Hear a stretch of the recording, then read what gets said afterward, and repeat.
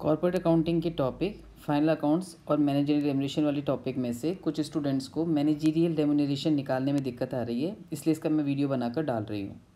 Video को देखकर समझकर इसके नोट्स भी मैं व्हाट्सएप ग्रुप पर शेयर कर दूँगी। उन नोट्स को पढ़ के आपको ट्राई करना है। फिर भी कोई दिक्कत यदि आती है तो फिर मेरे को आप व्हाट्सएप से पूछ सकते हैं। प्रबंधकीय पारिश्रमिक किसी भी कंपनी के अंदर जो प्रबंध संचालक ने प्रबंधकीय के फॉर्म में जो लोग काम कर रहे हैं प्रबंध संचालक के रूप में, जो पूर्णकालिक भी हो सकते हैं, फुल टाइम भी हो सकते हैं, पार्ट टाइम भी हो सकते हैं, प्रबंधक के नाम से भी हो सकते हैं, ऐसे किसी व्यक्ति को जब कोई पेमेंट किया जाता है तो उस पेमेंट के लिए कुछ कंपनी के नियम बने हुए हैं अपने। जैसे 197 और 198 धाराएँ जो हैं 2013 की, वो बताती हैं कि हमें गणना कैसे करनी है और किन किन बातों का हमें ध्यान रखना है। तो वही हमें यहाँ पर समझना और देखना है। तो इसमें आपके कुछ तो नियम ये हैं कि अपन कितना उनको मैक्सिमम पारिश्रमिक दे सकते हैं, उसमें क्या क्या शामिल किया जाएगा, उसके लिए लाभों की गणना कैसे करनी है, यदि लाभ पर्याप्त हैं तो हमें कैसे निकालना है, और यदि लाभ आपके पर्याप्त नहीं है, मतलब सफिशिएंट प्रॉफिट आपके पास नहीं है, तो क्या हम पारिश्रमिक दे सकते हैं, तो कितना देना है। ऐसी बातों को थोड़ा ब्रीफ में, मैं बहुत डिटेल में नहीं लूँगी इस वीडियो में क्योंकि बहुत लंबा वीडियो हो जाएगा, तो थोड़ा सा ब्रीफ में लेने की कोशिश करूँगी।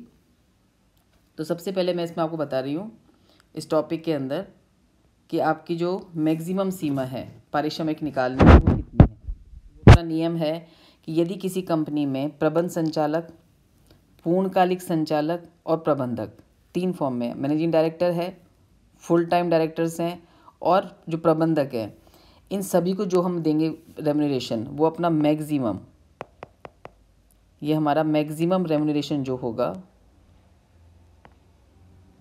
वो हम दे सकते हैं 11%।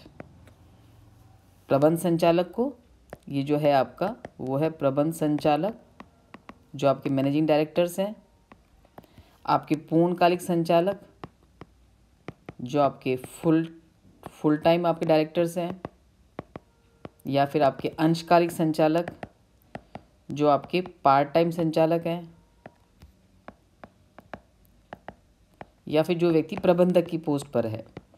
इन चारों को जो अपन पारिश्रमिक देंगे वो हमारा मैक्सिमम हो सकता है 11%। इसमें ये ध्यान रखना कि पारिश्रमिक में उनको जो मीटिंग अटेंड करने के लिए अपन शुल्क देते हैं, कोई फीस वगैरह अपन देते हैं, क्या किसी अदर तरह के बेनिफिट्स अपन दे रहे हैं, तो वो इसमें इंक्लूड नहीं करना है अपने को। सिर्फ नॉर्मल वे में जो पारिश्रमिक रेम्यूनरेशन जो है उसकी सीमा 11% है। यदि उनको कोई मीटिंग अटेंड करने के लिए अलग से अपन कोई पेमेंट करते हैं तो वो पेमेंट 11% के लिए अलावा होगा। अब इस 11% में भी सीमा है कि अपन कितना कितना दे सकते हैं। तो जो फुल टाइम, जो भी आपका फुल टाइम यानी पूर्णकालिक जो भी आपका डायरेक्टर है,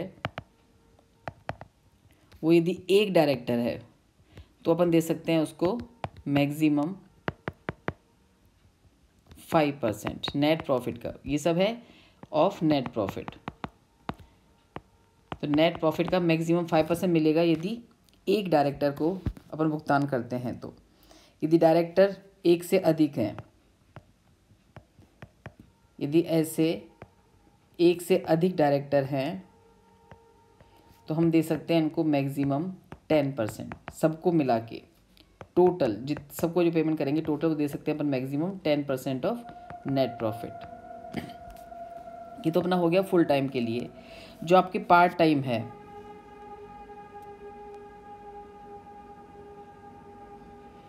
जो आपके पार्ट टाइम है,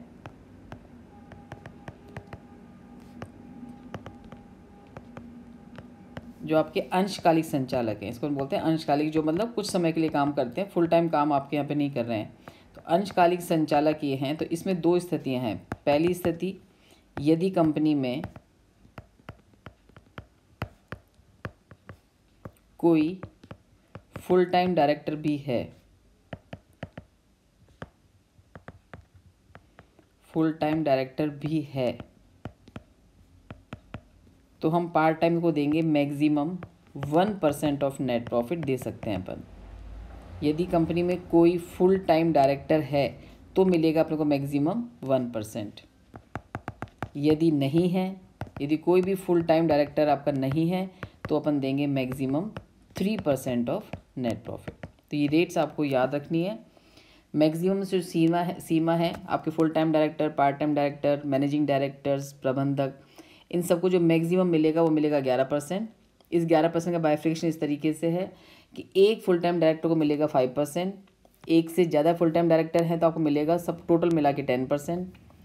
यदि पार्ट टाइम डायरेक्टर्स हैं तो उसकी दो सिचुएशन है, यदि फुल टाइम डायरेक्टर्स हैं कंपनी में तब तो मिलेगा 1%, नहीं है तो मिलेगा मैक्सिमम 3%, और इन सब का मिला के 11% से ज़्यादा नहीं हो सकता। इसमें एक बात और है, यदि कोई डायरेक्टर एक से अधिक कंपनियों में काम कर रहा है, फुल टाइम काम कर रहा है यदि, तो उसको सारी कंपनियों से जो मिलेगा पारिश्रमिक वो सारा जोड़ के 5% से ज़्यादा नहीं हो सकता। मतलब एक व्यक्ति मैक्सिमम 5% पारिश्रमिक ले सकता है, चाहे एक कंपनी से ले, चाहे वो एक से अधिक कंपनियों से ले।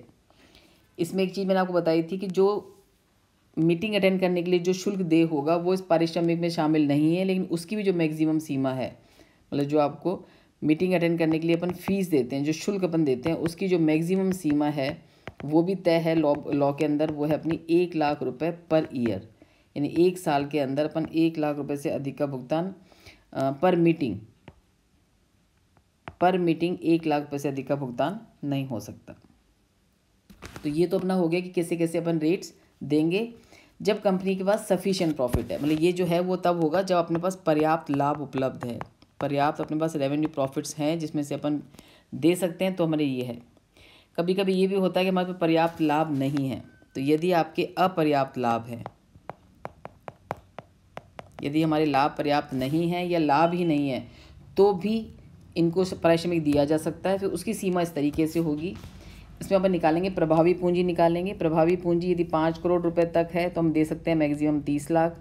यदि 5 करोड़ से 100 करोड़ के बीच में है तो हम देंगे 42 लाख। ये रेट्स आपको याद रखनी है, ये बुक्स में भी आपकी लिखी हुई है, इसका आप स्क्रीनशॉट भी ले सकते हो या फिर नोट डाउन कर सकते हो। ये रेट्स आपको याद रखनी है। 250 करोड़ तक है तो हम देंगे मैक्सिमम 60 लाख। 250 करोड़ से ज़्यादा की पूंजी यदि है तो 60 लाख तो देंगे, प्लस जितनी एक्स्ट्रा पूंजी होगी उसका 0.01% हम एक्स्ट्रा पारिश्रमिक दे सकते हैं।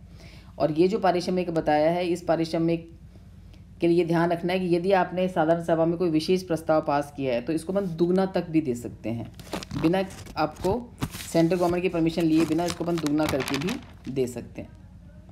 तो ये तो आपको रेट्स ध्यान रखनी है। इसके बाद आपको इसमें देखना है, अच्छा प्रभावी पूंजी में आपको ये चीज़ ध्यान रखनी है, इसमें जो शब्द आपका आया प्रभावी पूंजी, ये प्रभावी पूंजी क्या होती है, तो ये प्रभावी पूंजी की भी आपको गणना करनी पड़ेगी। इस प्रभावी पूंजी के लिए आपके आ जाएगी शेयर कैपिटल,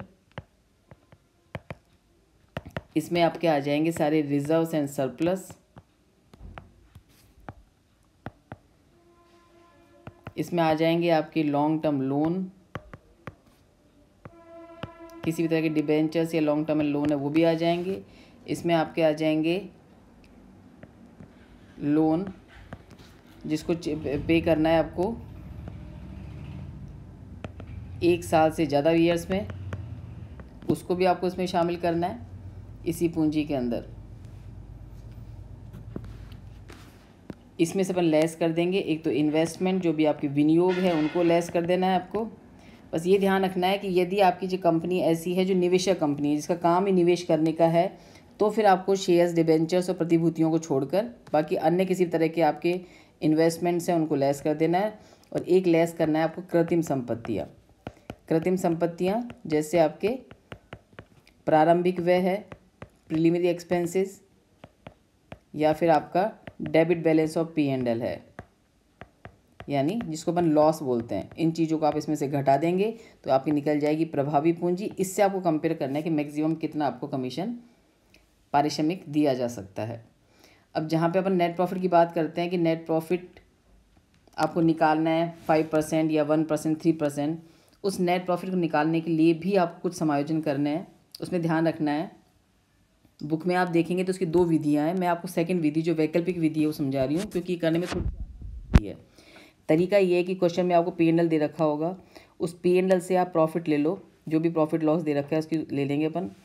उसके बाद हम देखेंगे कि जो भी आपको इनकम जो दिखा रखी है उस स्टेटमेंट P&L जो भी इनकम दिखा रखी है, उस इनकम में कोई भी इनकम ऐसी है जो कैपिटल नेचर की है, जो पूंजीगत प्रकृति की है, आपने पूंजीगत संपत्ति बेची है, प्रॉफिट कमाया है, या आपने शेयर से डिबेंचर्स के इशू पे, रिडेम्पशन पे प्रॉफिट कमाया है, या संपत्तियों दायित्वों के पुनर्मूल्यांकन पे, रीवैल्यूएशन पे आपने प्रॉफिट कमाया है, तो ये चूँकि सब पूंजीगत प्रकृति के हैं तो इन सबको अपने को इसमें से घटा के दिखा देना है। फिर हम देखेंगे सारे खर्चों के आइटम।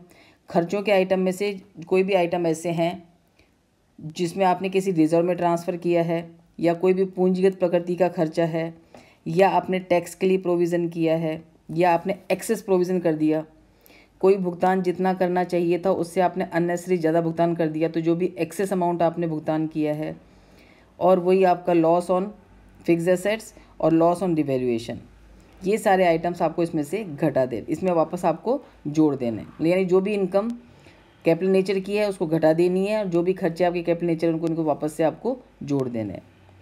सब्सिडी ऑफ बाउंटीज़, यानी आपको किसी भी सरकारी संस्था से या सरकार से कोई भी सुविधा, कोई भी नकद सुविधा या फिर कोई अनुदान सब्सिडी आपको मिलती है, तो वो आपकी P&L में ऐड की हुई होनी चाहिए। यदि ऐड की हुई नहीं है तो उसको आपको इसमें जोड़ के दिखाना है। मैं फिर वापस रिपीट कर देती हूँ एक बार कि सबसे पहले आप क्या करेंगे इसके अंदर, सबसे पहले आप ले लेंगे नेट प्रॉफिट या net loss as per statement of P&L। जो भी आपका P&L का स्टेटमेंट है उसका आप दे लेंगे, नेट प्रॉफिट कितना दे रखा है उसकी राशि अपन यहाँ से ले लेंगे। उसके बाद इसमें से हम सबसे पहले देखेंगे इनकम साइड में क्या क्या आइटम दिखा रखा है। उस इनकम साइड में कोई भी ऐसी इनकम है जो कैपिटल नेचर की है, कौन कौन सी हो सकती है, ये आपकी हो सकती है profit on sale of fixed assets हो सकती है, ये अपनी profit on forfeiture of shares या रीइशू ऑफ शेयर्स, ये अपना हो सकता है profit on revaluation of fixed assets and liabilities, या इस तरीके की कोई भी ऐसी इनकम जो कैपिटल नेचर की, वो आपको इसमें क्या करनी है, इसमें से घटा के दिखा देनी है, क्योंकि इसका कोई भी संबंध अपना रेवेन्यू नेचर का नहीं है। फिर अपन आ जाएंगे एक्सपेंसेस देखेंगे। स्टेटमेंट ऑफ P&L में एक्सपेंसेस साइड में कोई भी ऐसा खर्चा है जो कैपिटल नेचर का है, यानी कोई भी कैपिटल एक्सपेंसेस हैं, कौन कौन से हो सकते हैं, जैसे आपने कोई परचेज़ की है, परचेज ऑफ फिक्स एसेट्स है, या फिर loss on sale of fix assets है, या loss on revaluation of assets and liabilities है, या फिर एक्सेस प्रोविज़न है,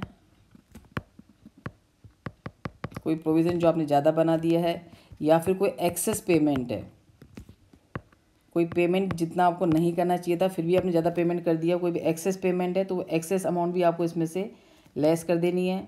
ऐसे आपने टैक्स पेमेंट किया है या फिर प्रोविजन फॉर टैक्स दे रखा है क्वेश्चन के अंदर, प्रोविजन फॉर टैक्स, वो भी आपको इसमें से लेस कर देना है। किसी भी तरीके का एप्रोप्रिएशन ऑफ प्रॉफिट है, एप्रोप्रिएशन जो आप लाभों का निस्तारण करते हैं, जैसे ट्रांसफ़र टू रिजर्व या फिर प्रपोज डिविडेंड, कुछ भी आइटम्स इनमें से जो आपने स्टेटमेंट ऑफ P&L में दिखा रखे हैं ये वही होंगे जो आपको दिखा रखे हैं। तो ऐसे सारे आइटम्स में आपको इसमें से लेस कर देना है। इसमें यदि आपको मैनेजरियल रेम्युनरेशन भी दे रखा है, क्योंकि उसकी गणना तो हमको अभी करनी है, तो यदि मैनेजर रेम्युनरेशन दे रखा है तो वो भी आपको इसमें से घटा के दिखा देना है, ऐड करके दिखाना है। तो ये सारे आइटम्स इसमें आपको लेस करने हैं, ये सारे आइटम्स इसमें आपको ऐड करने हैं। इसके अलावा आपको एक आइटम और ऐड करना है कि यदि सरकार की कोई सब्सिडी आपको दे रखी है, मेरे पास नीचे जगह नहीं है इसलिए मैं इसको आपको यहीं पर ऐड कर देती हूँ। इसमें एक चीज़ आपको ऐड और करनी है, यदि किसी भी सरकारी संस्था से आपको सब्सिडी मिलती है, तो सब्सिडी मिलती है किसी भी गवर्नमेंट संस्था से या गवर्नमेंट से, तो वो आपकी P&L में दिखाई हुई होनी चाहिए। दिखाई हुई नहीं है तो आपको जोड़ना है, if not include in P&L। यदि P&L में दिखाई हुई नहीं है तो आपको जोड़नी है, यदि दिखा रखी है तो फिर आपको उसको अलग से जोड़ने की ज़रूरत नहीं है। इसके बाद जो प्रॉफिट निकलेगा, इस प्रॉफिट पर, ये जो निकलेगा आपका एडजस्टेड प्रॉफिट, इस एडजस्टेड प्रॉफिट पर आपको प्रबंधकीय पारिश्रमिक की गणना करनी है। तो ये बातें ध्यान रखनी है कि तो आपको प्रॉफिट कैसे निकालना है और क्या आपकी रेट है। एक एग्जांपल लेके मैं आपको समझा देती हूँ। यहाँ पे एक एग्जांपल में जैसे आपको स्टेटमेंट P&L दे रखा है, यहाँ पर आपको प्रॉफिट दे रखा है 11,65,000 रुपये का है। फिर आपको इनकम दे रखी है, इसमें सब्सिडी मिली है गवर्नमेंट से, चूँकि सब्सिडी पहले से दिखा रखी है तो अलग से हमको जोड़ने की ज़रूरत नहीं है। Profit on sale of fix assets, ये आपका कैपिटल इनकम है, ये आपको घटा के दिखानी है। Profit on sale of forfeiture, ये भी आपकी कैपिटल इनकम है, ये भी आपको घटा के दिखानी है। ऐसे नीचे खर्चों में अपन देखें तो एम्प्लॉय बेनिफिट एक्सपेंसेस आपका अलाउड है। सैलरी एंड वेजेस, इसमें वर्क्समैन कंपनसेशन के लिए लिखा हुआ है कि खर्चा आपने पेमेंट जो किया है वो 4,500 रुपये का है, जबकि अकॉर्डिंग टू नॉर्म्स ये पेमेंट सिर्फ 2,000 रुपये का होना चाहिए था। यानी यहाँ पर अपन ने एक्सेस पेमेंट कर दिया 2,500 रुपये का, तो इसको हम इसे वापस जोड़ के दिखा देंगे। डायरेक्टर फीस आपकी अलाउड है, जो कि 1 लाख के अंदर अंदर दे रखी है अपने को। उसके बाद इंटरेस्ट आपका अलाउड है। डेप्रीशिएशन आपका नॉर्मल कोर्स में अलाउड है। Compensation for breach of contract आपका अलाउड है। डेप्रीशिएशन, अब डेप्रीशिएशन में एक आइटम दे रखा है कि आपको एज पर शेड्यूल सेकंड 15,000 रुपये का हास होना चाहिए था, जबकि हमने दिखा रखा है यहाँ पे 20,000 का। तो चूंकि यहाँ पे 5,000 रुपये का डेप्रीशिएशन एक्स्ट्रा दिखा रखा है, तो ये भी हम क्या करेंगे, वापस जोड़ के दिखा देंगे। साइंटिफिक खर्चे चूँकि न्यू लेबोरेटरी के हैं, तो ये भी आपका पूंजीगत खर्चा है, अपन इसको भी वापस जोड़ के दिखा देंगे 95,000। रिपेयर्स आपका अलाउड है। मिसलेनियस आपका अलाउड है। डोनेशन आपका अलाउड है। Loss on sale of investment, ये हमारा पूंजीगत प्रकृति का है, इस 5,000 को भी हम वापस जोड़ के दिखा देंगे। आगे आ जाओ तो प्रोविजन फॉर टैक्स आपका डिसअलाउड होता है, हमेशा इसको जोड़ के दिखाना है। प्रपोज डिविडेंड आपका डिसअलाउड है, इसको आपको जोड़ के दिखाना है। उसको बंद करते हैं तो सबसे पहले ले लेंगे नेट प्रॉफिट जो दे रखा है यहाँ पे अपने को 5,48,000। तो सबसे पहले यहाँ पे ले लूँगी मैं net profit as per statement of P&L, ये दे रखा है अपने को 5,48,000। सबसे पहले इसमें से अपन लेस कर देंगे ऐसी इनकम जो कैपिटल नेचर की है। तो यहाँ पर 2 इनकम थी, एक तो था अपना profit on sale of fix assets और एक था profit on sale of forfeiture of shares. Profit on sale of fix assets और profit on sale of forfeited shares. अब फॉरफिटेड शेयर्स पे प्रॉफिट आपको हुआ है यहाँ पे 5,000 रुपये का, लेकिन फिक्स एसेट्स में आपको निकालना पड़ेगा कि जो प्रॉफिट कैपिटल नेचर का है वही आपको इसमें सिर्फ आपको लेस करना है, जो रेवेन्यू नेचर का है उसको लेस नहीं करना है। तो यहाँ पे अपन कैसे निकालेंगे, यहाँ पे निकालेंगे आपने उसकी कॉस्ट क्या है उसकी और कितने में बेचा है, यानी सेल्स वैल्यू माइनस कॉस्ट से जो निकलेगा। तो यहाँ पे अपन देखें तो यहाँ पे सूचना दे रखी है कि रिटर्न डाउन वैल्यू आपकी 60,000 रुपये की है, कॉस्ट 1,20,000 रुपये की है और जो profit on sale of fix asset वो 70,000 का है। तो आपने इसको कंपेयर किया होगा रिटर्न डाउन वैल्यू से, तब प्रॉफिट आपका आ रहा है 70,000। यानी जो सेलिंग प्राइस है वो है आपकी, मतलब यहाँ पे जब अपन सेलिंग प्राइस निकालेंगे वो अपनी निकलेगी return down value plus profit. Return down value में अपन प्रॉफिट जोड़ देंगे तो आपकी निकल जाएगी सेल्स वैल्यू। तो यहाँ पे रिटर्न डाउन वैल्यू है आपकी 60,000, प्रॉफिट है आपका 70,000 का, इट मीन्स आपने बेचा है इसको 1,30,000 में, जबकि इसकी कॉस्ट है आपकी 1,20,000। तो आपको जो प्रॉफिट हुआ है वो आपको हुआ है 10,000 का। 15,000 इसमें से आप लेस कर देंगे। उसके बाद नेक्स्ट अपना आ जाएंगे खर्चों की तरफ।